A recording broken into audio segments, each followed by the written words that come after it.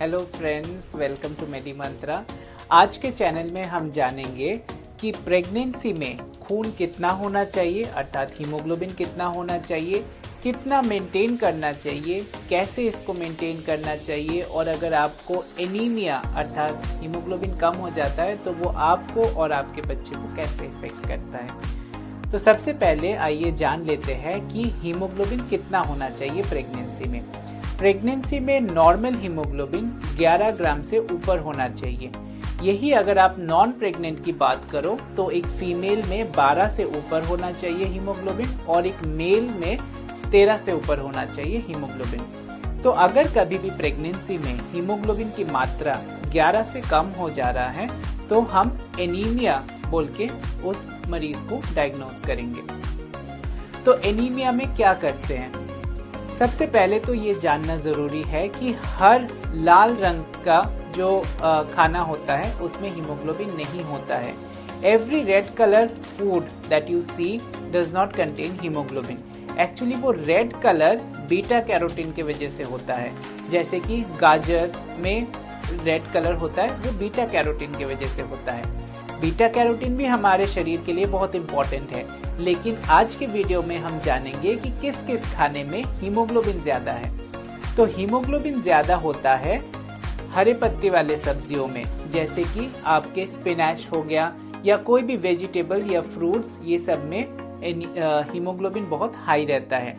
दूसरा आता है, अगर आप नॉन वेजिटेरियन हो तो नॉन वेजिटेरियन में डाइट में मीट या फिर जैसे लिवर जो होता है एनिमल्स के लिवर, उसमें भी हीमोग्लोबिन का मात्रा ज्यादा होता है।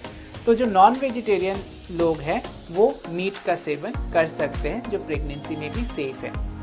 इसके अलावा जो अंडा या फिर एग होता है उसमें भी हाई अमाउंट ऑफ हीमोग्लोबिन होता है, तो वो हिम प्रोडक्ट्स एंड आयरन आपका एब्जॉर्प्शन होता है। तो अगर आप एग खाते हो तो अंडा जरूर प्रेगनेंसी में एक ले लिया कीजिए। इसके अलावा जो वेजिटेरियन डाइट लेते हैं, जो हमारे कंट्री में मोस्टली वेजिटेरियंस हैं, उनके लिए ये इम्पोर्टेंट है कि वो हरे पत्ती वाले साग खाए, सब्जियां खाए, मोस्टली ग्रीन लीफी वेजिटेबल्स, या फिर जैगरी अर्थात गुड़ में भी आपका आयरन की मात्रा ज्यादा होता है, तो गुड़ भी आप ले सकते हैं। या फिर आप आयरन के यूटेंसिल्स में अर्थात आयरन के बर्तन में खाना बना सकते हैं, जिससे कि आपका आयरन का मात्रा ज्यादा होगा फूड में। अब आयरन के एब्जॉर्प्शन बढ़ाने के लिए क्या क्या कर सकते हैं? जो हम आयरन का खाना लेते हैं, ये कोई ऐसा गारंटी नहीं है कि 100% ऑफ द आयरन एब्जॉर्ब हो जाएगा। एब्जॉर्प्शन बहुत कम होता है, तो ऐसे में हमें कुछ चीज ध्यान रखना पड़ेगा। सबसे पहले तो डॉक्टर आपको आयरन की टैबलेट्स प्रिस्क्राइब करते हैं 4th मंथ ऑनवर्ड्स। प्रेगनेंसी के फर्स्ट 3 मंथ्स में आयरन अवॉइड किया जाता है, टेराटोजेनिक हो सकता है, जिसके लिए कोई एस्टेब्लिश डेटा नहीं है, तो इसलिए हम फर्स्ट 3 मंथ्स में अवॉइड करते हैं आयरन देना।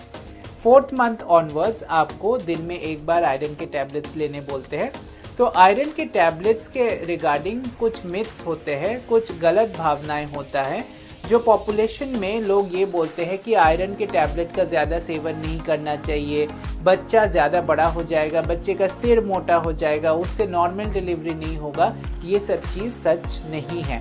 आपको आयरन की दवाई लेना है, क्योंकि हमारे डाइट नेचुरल प्रोडक्ट्स हैं, वो फोर्टिफाइड नहीं होता है आयरन से, तो आयरन का एब्जॉर्प्शन कम होता है डाइट में। Only 8 to 10% of the iron absorb होता है। अब आयरन का दवाई जब आप ले रहे हो तो कैसे लेना चाहिए? आपको ध्यान रखना चाहिए कि कोई भी डेयरी प्रोडक्ट्स अर्थात दूध से बना हुआ कोई भी प्रोडक्ट के साथ आप आयरन के टैबलेट नहीं लेंगे, क्योंकि दूध आयरन का एब्जॉर्प्शन कम कर देता है। अर्थात अगर आप चाय पी रहे हो या दूध ले रहे हो या दूध से रिलेटेड कुछ भी जैसे दही या छाछ या फिर पनीर वगैरह ले रहे हो, तो ऐसे इनके साथ साथ आप आयरन के टैबलेट्स नहीं लेंगे। जो सेकंड चीज है कि अगर आप जैसे टी एंड कॉफी का सेवन कर रहे हो, उसमें भी टैनिन्स होता है, जिससे कि आयरन का एब्जॉर्प्शन कम हो जाता है। अगर आप खाना खाने के तुरंत बाद आयरन के टैबलेट ले रहे हो तो भी आयरन का एब्जॉर्प्शन कम होता है। तो इसलिए बोला जाता है आइदर आप एम्प्टी स्टमक ले सकते हो, खाना खाने से पहले ले सकते हो, या फिर खाना खाने के 2 घंटे बाद आयरन का टैबलेट ले, या फिर रात को सोने से पहले। अगर आप मान लीजिए रात को 8 बजे डिनर कर लेते हो तो रात को 11 बजे आप आयरन का टैबलेट लेके भी सो सकते हो। अच्छा, फिर उसके बाद क्या होता है कि कुछ कुछ ऐसे खाने होते हैं जिससे कि आयरन का एब्जॉर्प्शन बढ़ जाता है, जैसे आपके सिट्रस फ्रूट्स जिसमें कि विटामिन सी का मात्रा हाई होता है, वो सारे फ्रूट्स आपको आयरन का एब्जॉर्प्शन बढ़ा देता है।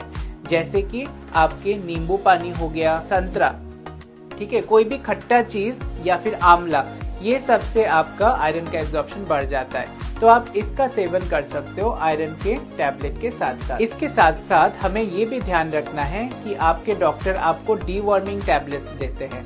डीवर्मिंग टैबलेट्स का मतलब है कि हुकवर्म इन्फेक्शन बहुत कॉमन है इंडिया में।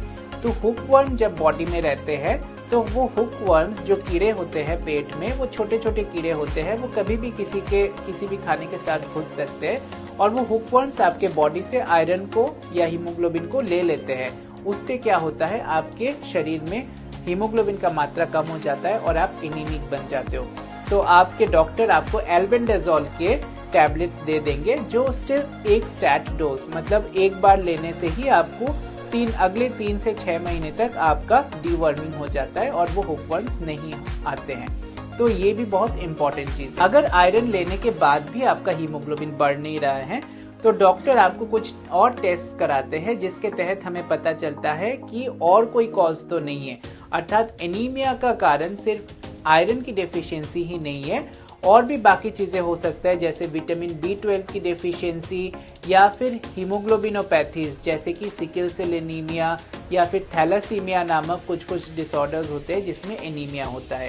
तो आपके डॉक्टर को सलाह करना बहुत जरूरी है अगर एनीमिया हो रहा है। तो अगर आपको ऐसे सिम्टम्स आ रहे हैं जैसे कि थकावट हो जाना या फिर सुस्ती लगना या सांस फूलना, थोड़े से काम करने पे ही आपको बहुत ज्यादा थकावट हो जाना, तो ये एनीमिया के लक्षण है और ऐसे में जरूर अपने डॉक्टर को दिखाइए।